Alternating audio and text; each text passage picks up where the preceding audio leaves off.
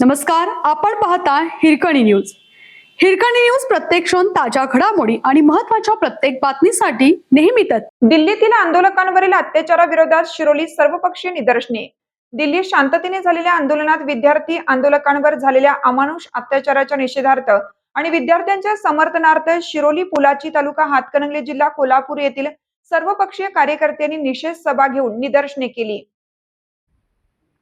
शिरोलीतील छत्रपती शिवाजी महाराज पुतळ्यासमोर घेण्यात आलेल्या सभेत शिवसेना ठाकरे गटाचे अनिल खवरे, सतीश रेडेकर, रणजित केळुसकर, तात्यासो भाऊ पाटील यांनी मनोगत व्यक्त करताना केंद्रातील तरुण आणि विद्यार्थी विरोधी भाजप सरकारच्या धोरणांचा निषेध व्यक्त केला.